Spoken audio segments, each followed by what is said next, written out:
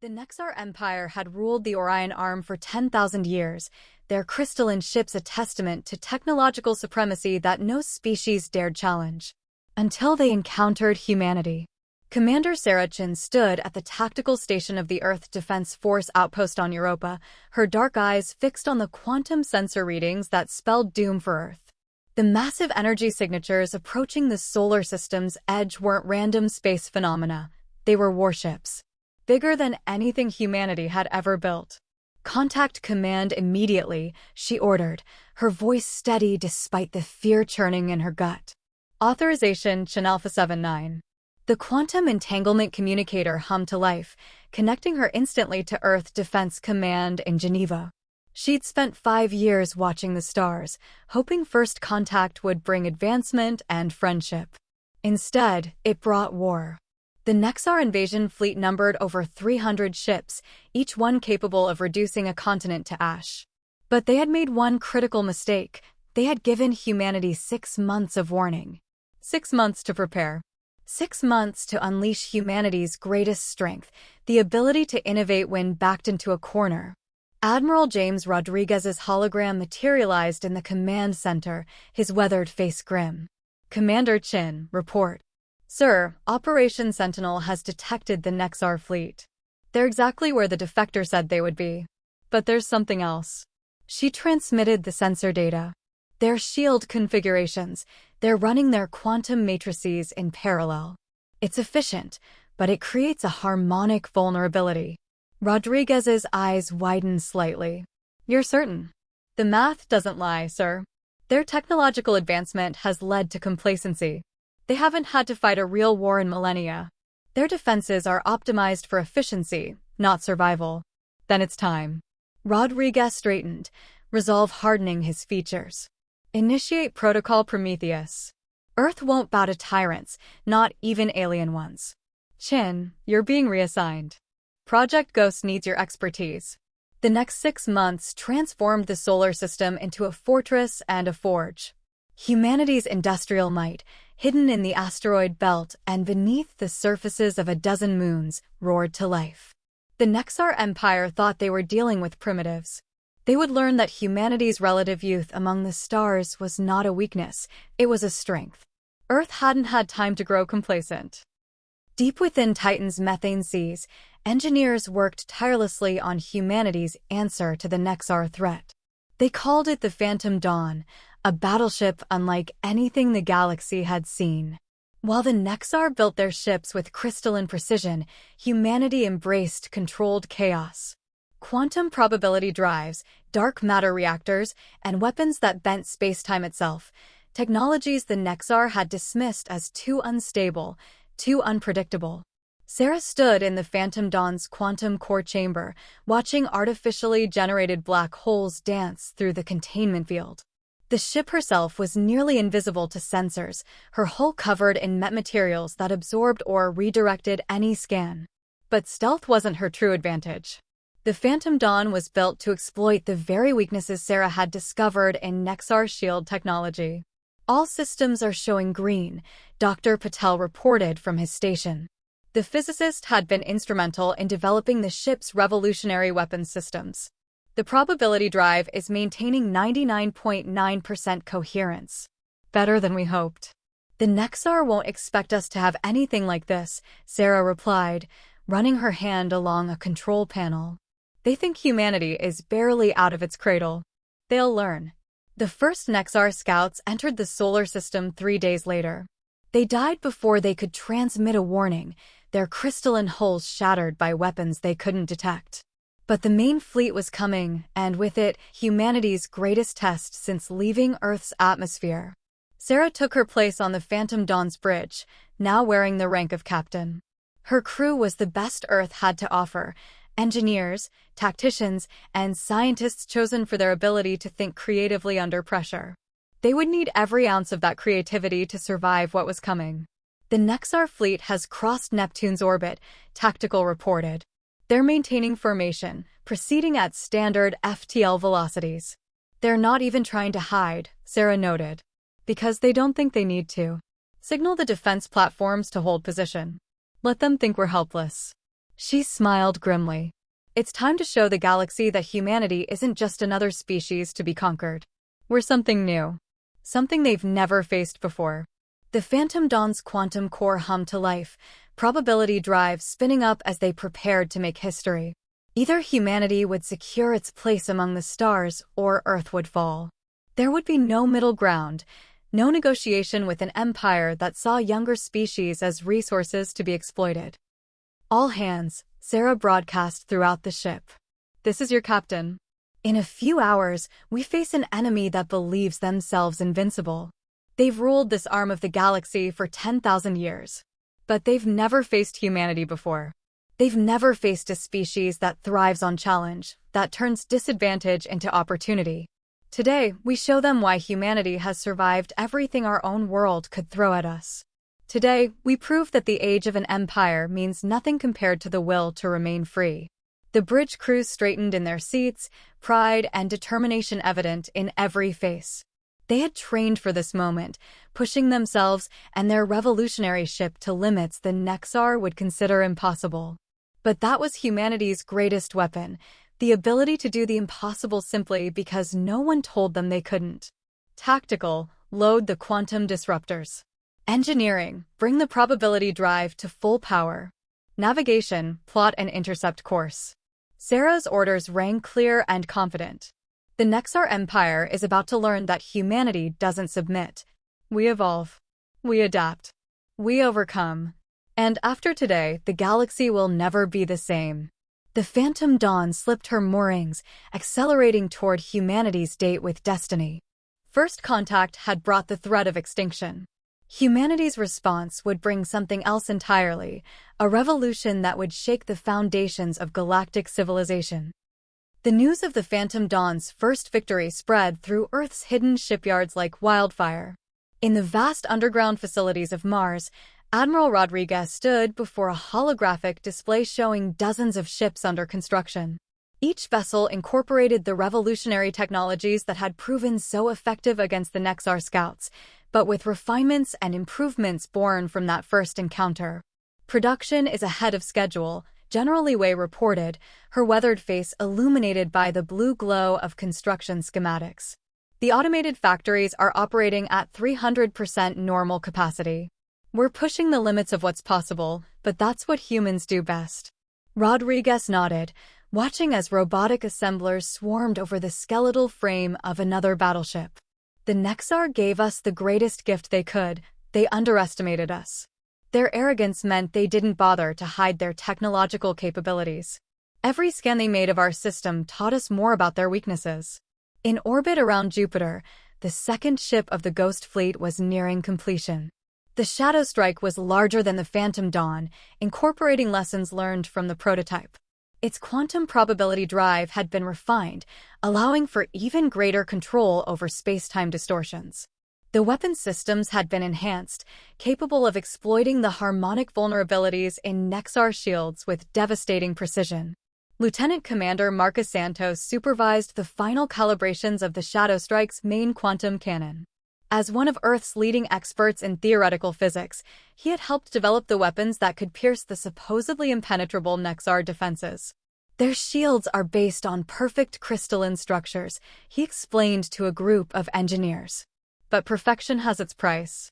The more ordered a system is, the more catastrophic its failure when that order is disrupted. The Ghost Fleet grew rapidly, each ship a testament to humanity's ability to adapt and improve. But the fleet wasn't Earth's only defense.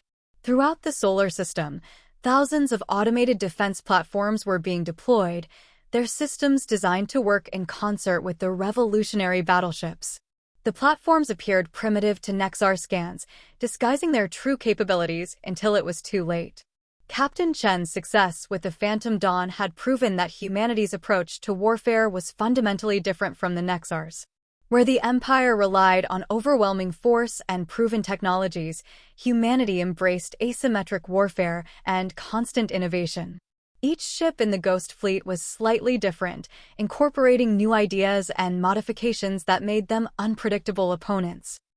The Nexar's greatest weakness is their stability, Dr. Elena Petrova argued during a strategy session aboard the nearly completed Shadow Strike. They haven't faced a serious military challenge in thousands of years. Their tactics are textbook, their responses predictable. They expect other species to think like they do, to focus on perfecting existing technology rather than developing new approaches. The Ghost Fleet embodied this philosophy. Each ship was equipped with artificial intelligence systems that could analyze battle conditions and adapt tactics in real time. The AIs worked in partnership with their human crews, combining machine precision with human intuition and creativity. It was an approach the Nexar had never considered, their cultural reverence for tradition making them dismissive of such innovations. Deep within Mars, in a facility known only as the Forge, scientists worked on even more revolutionary technologies. The quantum entanglement communications network that allowed instant coordination between Earth's forces was just the beginning. Projects that had once been considered theoretical were being fast-tracked into development, driven by the desperate need to survive. "We're not just building ships," Admiral Rodriguez told Earth's Unified Defense Council. "We're creating a new way of warfare. The Nexar expect us to fight conventionally, to throw ships against ships until one side runs out of resources. Instead, we'll show them something they've never seen before, a military that evolves faster than they can adapt." The council chamber was silent as tactical simulations played out, showing how the Ghost Fleet would coordinate with the defense platforms and ground-based installations. It was a complex dance of ships and weapons, each element supporting the others in ways that would be difficult for an opponent to predict or counter. "But our greatest advantage," Rodriguez continued, "isn't our technology. It's our people. Every crew member in the Ghost Fleet is trained to think independently, to take initiative when they see an opportunity. The Nexar's rigid command structure can't match that flexibility." As if to prove his point, the shipyards were constantly adapting their designs based on feedback from the construction crews and future crew members. Suggestions for improvements were evaluated and implemented rapidly, without the bureaucratic delays that plagued the Nexar's military development. The Shadow Strike's first full-power test demonstrated how far humanity had come in just 6 months. The ship's quantum probability drive created distortions in spacetime that made it virtually impossible to target, while its enhanced sensors could track Nexar ships even through their most advanced stealth systems. "They think their technology is mature, perfected," Marcus Santos observed as he reviewed the test data. "They don't understand that technology is never finished evolving, just like the species that create it. Every time they scan one of our ships, trying to understand how we hurt them, they're already looking at outdated technology." The Ghost Fleet grew to 20 ships, then 50, then 100. Each vessel was a unique combination of human ingenuity and desperate innovation, crewed by men and women who understood that they were fighting not just for Earth, but for humanity's right to chart its own course among the stars. As the final ships took their positions, Captain Chin addressed the assembled fleet from the Phantom Dawn's bridge. The Nexar Empire thought they found a primitive species ripe for conquest. Instead, they found humanity at its best, unified, innovative, and unwilling to submit. When they return, they'll face something unprecedented in their history, an opponent that refuses to fight by their rules. The Ghost Fleet was ready. Hidden throughout the solar system, supported by thousands of automated platforms and ground installations, Earth's defenders waited for the Nexar's return. They had taken humanity's first contact and turned it into humanity's first victory. Now they would turn humanity's greatest crisis into its greatest triumph. The Nexar Empire was about to learn that forcing humanity to evolve was the last mistake they would ever make. The Nexar invasion fleet emerged from hyperspace in a dazzling display of crystalline ships, their formation perfect and unchanged for millennia. 300 capital ships, each one a city-sized monument to their technological supremacy, arranged in concentric rings around their flagship, the Imperial Dawn. They had come to crush a primitive species that had dared to resist. Instead, they found an empty void where Earth's defense fleet should have been.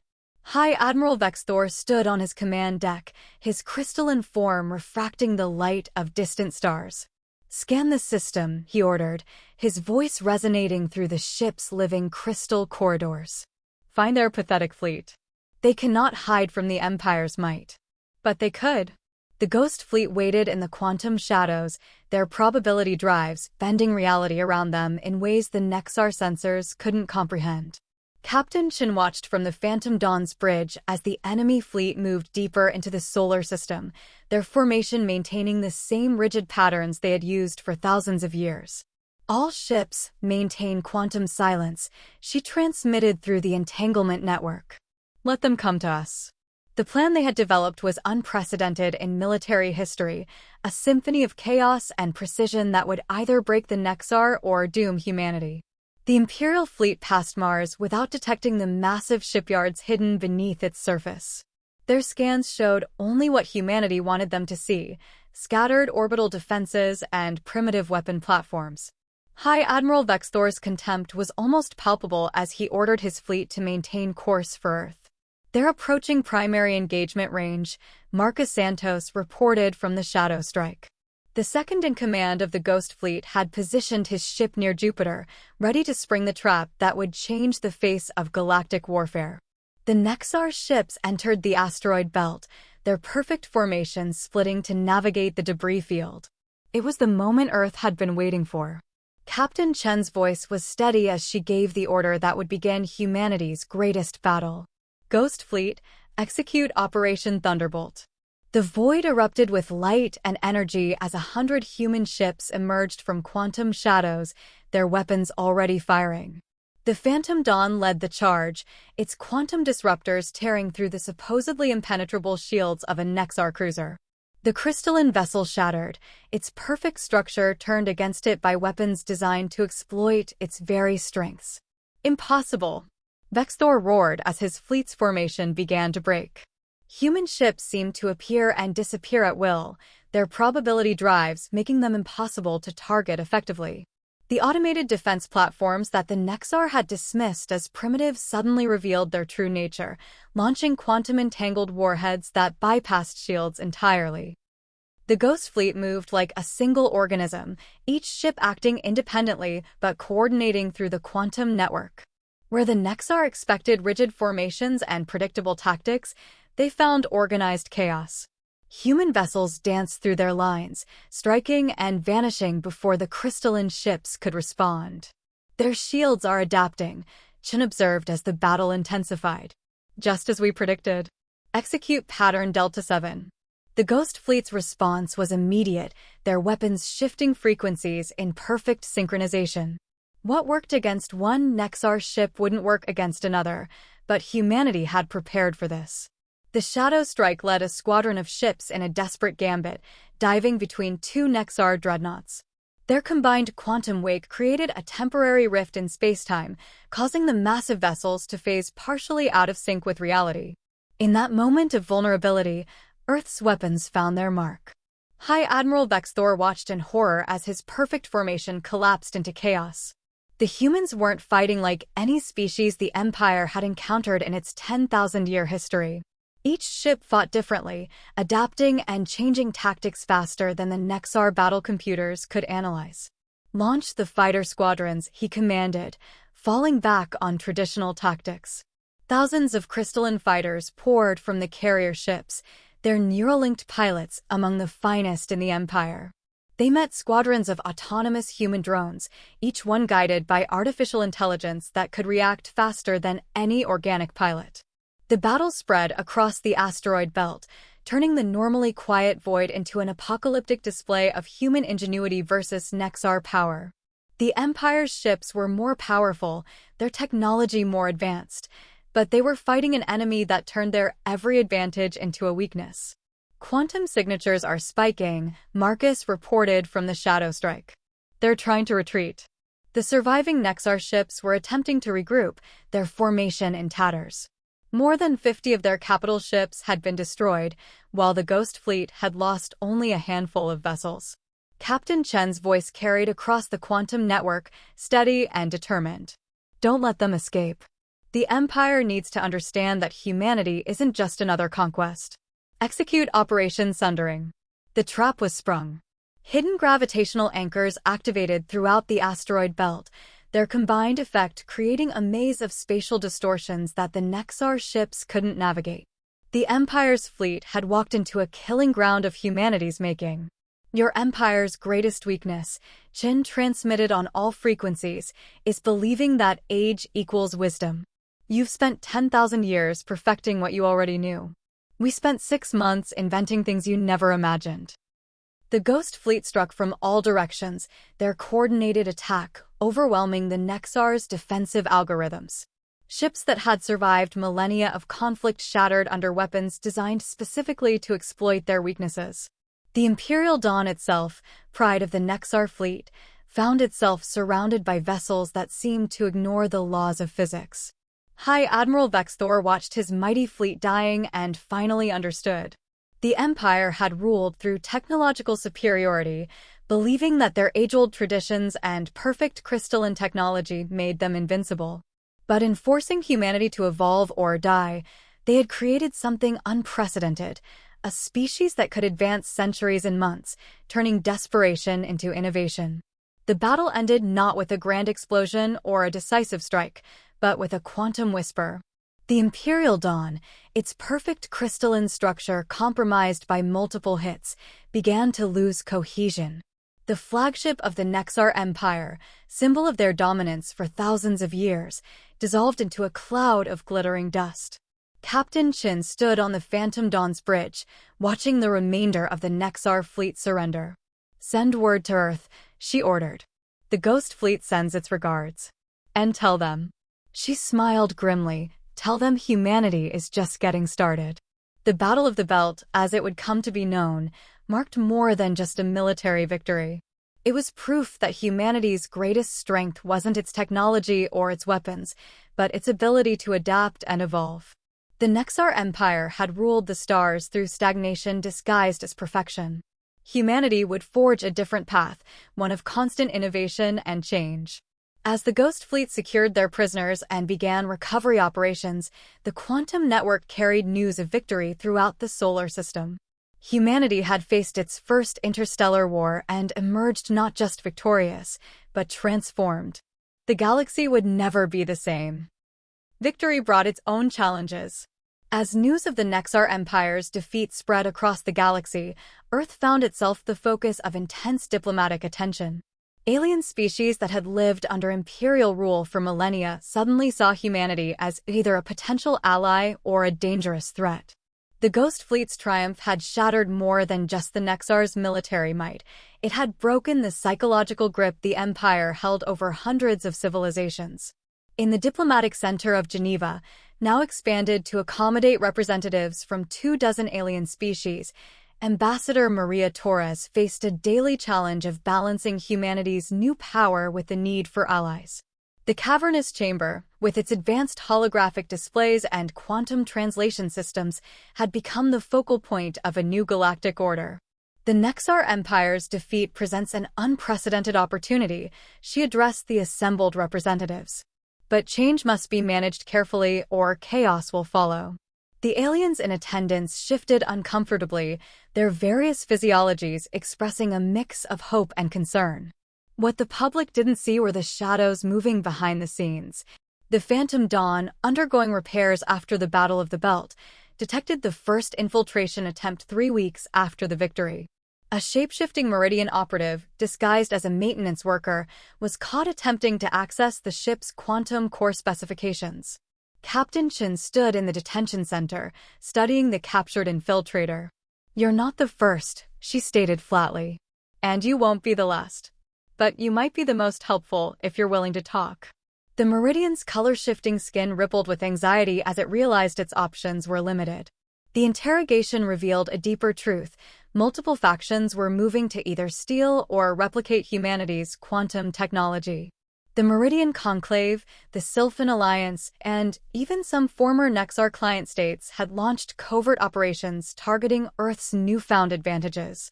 Admiral Rodriguez called an emergency meeting of the Defense Council. "We've confirmed at least 7 separate attempts to infiltrate our research facilities," he reported, his hologram flickering above the council table. "Our victory over the Nexar painted a target on our backs. Every species that chafed under imperial rule now sees us as either their salvation or their next oppressor." The Ghost Fleet found itself serving a new role, not just defending Earth, but tracking and intercepting alien infiltrators throughout the solar system. The quantum probability drives that had proved so effective in battle now helped them detect and intercept cloaked ships trying to slip through Earth's defenses. Dr. Elena Petrova, working from a secured facility beneath the lunar surface, led the effort to protect humanity's technological secrets. The quantum equations themselves aren't the real prize, she explained to a select committee. It's our approach to physics itself, our willingness to embrace controlled chaos rather than seeking perfect order. That's what they can't replicate. But not all the threats came from outside. Humanity's sudden leap to galactic prominence had created internal pressures as well. Corporate interests pushed for the commercialization of military technology, while political factions argued over how to use Earth's new influence. Marcus Santos, now promoted to captain of the Shadow Strike, uncovered the first major internal conspiracy. A coalition of corporate executives and military officers had been planning to sell watered-down versions of quantum technology to alien bidders. Their argument, that controlled proliferation would create dependent allies, masked simple greed. We didn't defeat the Nexar just to become them, Santos argued before the Defense Council. Selling our advantages to the highest bidder won't create stability. It will start an arms race that could tear the galaxy apart. The conspiracy was shut down, its leaders arrested, but it highlighted the challenges Earth faced. Ambassador Torres found herself walking a diplomatic tightrope. Every conversation with alien representatives had layers of meaning, each species trying to gauge humanity's intentions while concealing their own. The quantum translation systems revealed subtle threats hidden in formal pleasantries, while artificial intelligence analysts detected patterns of coordination among seemingly opposed factions. They're testing us, she told the United Earth government. Not just our military capabilities, but our character as a species. How we handle this victory will determine humanity's place in the galaxy for generations to come. The Ghost Fleet's commanders understood this better than most. Their ships patrolled the solar system, quantum sensors alert for any sign of infiltration, while their crews trained constantly to counter new threats. The Nexar's defeat had proven humanity's military prowess. Now they had to prove their wisdom. Captain Chin, reviewing security footage from the latest infiltration attempt, recognized a pattern. They're not just trying to steal our technology, she realized. They're trying to understand how we think. The Nexar ruled through force and fear, but we have a chance to do something different. The breakthrough came from an unexpected source. A young xenoanthropologist, Dr. James Chin, no relation to the captain, proposed a radical solution. Instead of just guarding our secrets, he suggested, we should be sharing our methodology. Not the technology itself, but our approach to problem solving. Our willingness to question assumptions and embrace new ideas. The proposal, dubbed the Prometheus Initiative, was controversial but compelling. Earth would establish a series of technical and scientific exchanges with allied species, teaching them not what humanity had discovered, but how humanity approached discovery itself. The Nexar Empire stagnated because they believed they had achieved perfection, Dr. Chin explained. We can show the galaxy a different path, one of continuous innovation and adaptation. But first, we have to trust that other species can learn to think differently. The initiative faced opposition from military hardliners and corporations hoping to profit from Earth's technological advantages. But as more infiltration attempts were thwarted and more conspiracies uncovered, the wisdom of the approach became clear. Earth couldn't maintain its advantages forever, but it could help shape how those advantages spread through the galaxy. Ambassador Torres, presenting the initiative to the galactic representatives, saw the first real signs of hope. Humanity doesn't seek to replace the Nexar Empire, she declared. We seek to end the very concept of galactic empires.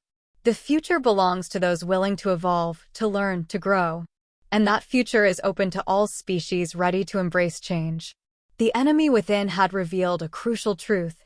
Humanity's greatest challenge wasn't defending against external threats or internal betrayals. It was living up to the responsibility that came with shattering a 10,000-year-old empire. The galaxy was watching, waiting to see what would rise from the ashes of the old order. As the Ghost Fleet maintained its vigilant watch, humanity prepared for its next great test. The Nexar Empire was wounded but not destroyed, and their response to defeat would shape the coming conflict.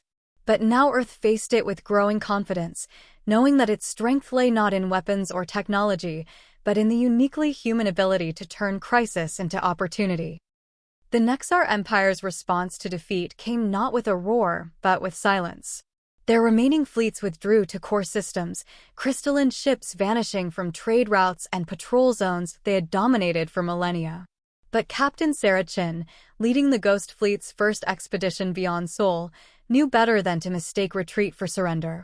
"They're consolidating," she reported from the Phantom Dawn's command deck, watching quantum sensor data stream in from scout drones. Every ship, every resource, pulled back to their strongholds. "They're not giving up. They're preparing for a last stand." The Ghost Fleet had grown. 200 ships now carried humanity's banner among the stars, each vessel incorporating improvements and innovations born from their first victories. But more importantly, they weren't flying alone. The Prometheus Initiative had borne unexpected fruit. Alien ships flew alongside human vessels, not as subjects or servants, but as allies who had learned to embrace humanity's approach to warfare and technology. The Sylphan's organic ships, once bound by rigid tactical doctrines, now moved with fluid unpredictability. Meridian vessels shifted and adapted their forms mid-battle, applying human chaos theory to their natural abilities. Admiral Rodriguez, coordinating the campaign from the new Terran command station in orbit around Mars, watched the Alliance fleet assembling. "The Nexar didn't just lose a battle," he observed to his staff. "They lost their myth of invincibility. Every species they dominated for thousands of years is watching what happens next." The campaign began not with a direct assault, but with something the Nexar couldn't comprehend: choice. System by system, world by world, the Alliance fleet appeared at the edges of Imperial space. They didn't demand surrender or threaten destruction. Instead, they offered freedom. "Your empire is dying," Ambassador Torres's message broadcast across Imperial communications networks. "But its people don't have to die with it. Choose to evolve. Choose to grow. Choose to join a galaxy where strength comes from adaptation, not stagnation." The response surpassed even humanity's most optimistic predictions. Centuries of imperial rule had created deep resentments among even the most loyal subject species. The Nexar's rigid hierarchy, once seen as a source of stability, now revealed itself as a weakness. When given the choice between adaptation and extinction, most chose to adapt. Crystal cities that had stood unchanged for thousands of years began to transform. Species that had been forced to conform to Nexar aesthetics and technology rediscovered their own innovative spirit. The Empire's perfect order fractured not from external force, but from internal awakening. The Ghost Fleet encountered its first major resistance at the Nexar core world of Crystallos Prime. High Admiral Vexthor, one of the few survivors of the Battle of the Belt, had fortified the system with everything remaining of the once mighty Imperial fleet. "This ends here," his transmission carried the harmonic overtones of absolute conviction. "Our empire has maintained order for 10,000 years. We will not let chaos destroy all we have built."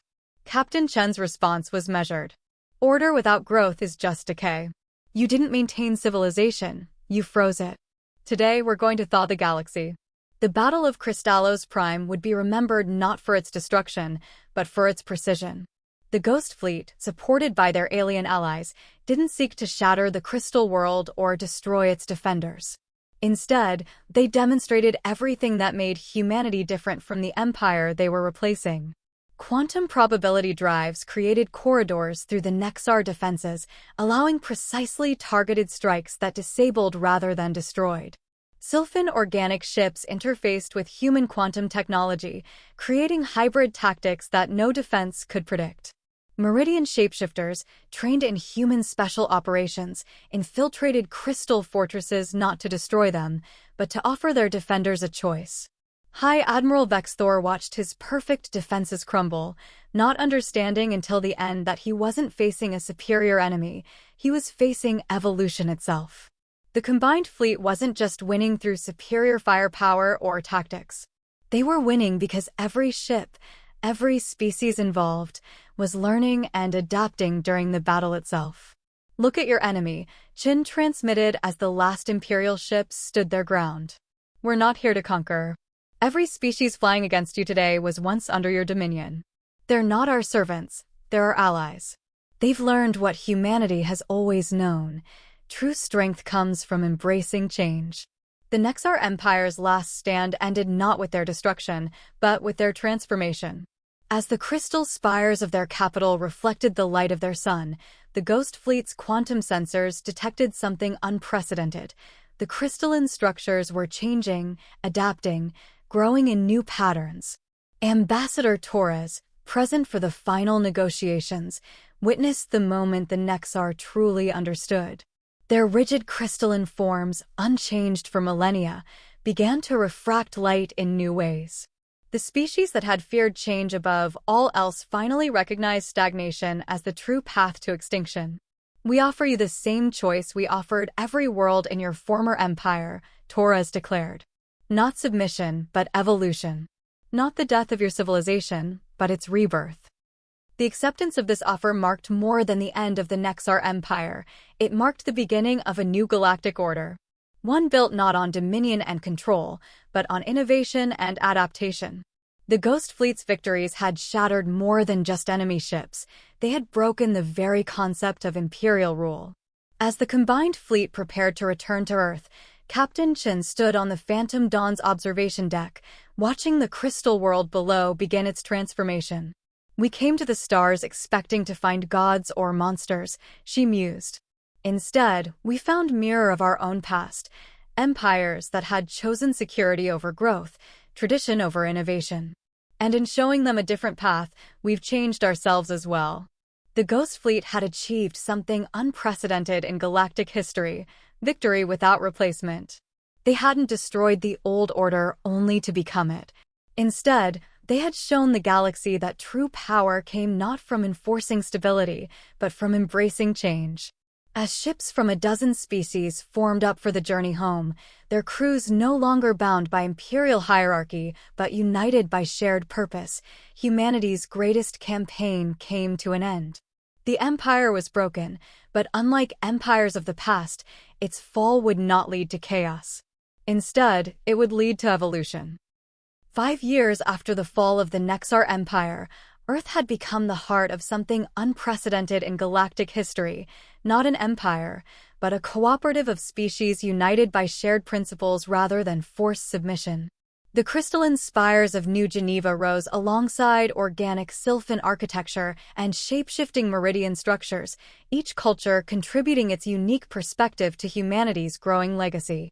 Captain Sarah Qin, now Admiral Qin, stood aboard the latest iteration of the Phantom Dawn, watching ships from 100 worlds move through the quantum lanes that connected the cooperative's members. The vessel had been rebuilt 3 times, each version incorporating new technologies and ideas born from the collaboration between species that had once been bitter enemies. Hard to believe it all started with a warning buoy and 6 months of desperate preparation, Marcus Santos remarked, his own admiral's insignia catching the light of distant stars. The 2 veterans of humanity's first interstellar war had gathered to witness something unprecedented, the graduation of the first class from the Terran Academy of Innovation.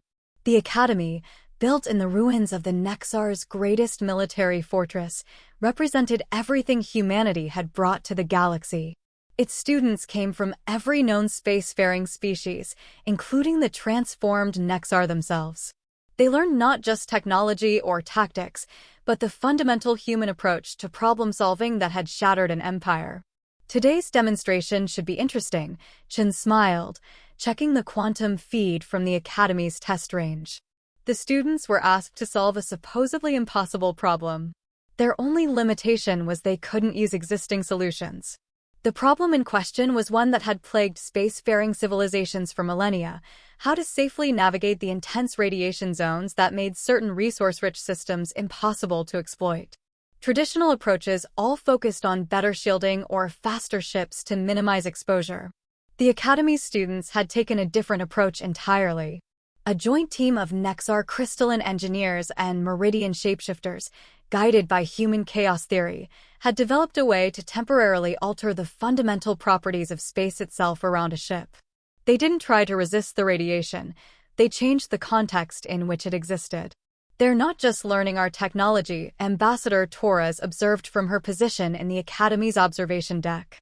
"They're learning to think like us. To see problems not as walls to be broken, but as opportunities to evolve." The demonstration was a complete success. The student design system didn't just allow safe passage through radiation zones, it opened up entirely new possibilities for exploration and research. More importantly, it had been developed through cooperation between species that, just a few years earlier, would never have considered working together. But Earth's legacy went far beyond technical innovation. The Prometheus Initiative had evolved into a fundamental principle of galactic civilization, the understanding that strength came not from stability, but from controlled change. The Ghost Fleet, once humanity's desperate answer to extinction, had become a symbol of this new approach. "We're receiving the final reports from the RIM expedition," Admiral Rodriguez's hologram announced during the Academy's graduation ceremony. The joint mission, crewed by members of 15 different species, had just returned from mapping the galaxy's unexplored regions. They've discovered 37 new spacefaring civilizations, all at different stages of development. Under the old empire, they would have been conquered or isolated. Instead, they've been invited to join the cooperative. The Academy's Great Hall, its quantum crystalline architecture a fusion of human and Nexar design, erupted in applause. The graduates, their diverse forms representing the full spectrum of galactic life, understood the significance. Humanity's greatest gift to the galaxy hadn't been technology or military power, it had been a new way of thinking about civilization itself. Dr. Elena Petrova, now the Academy's lead researcher, presented the graduation keynote.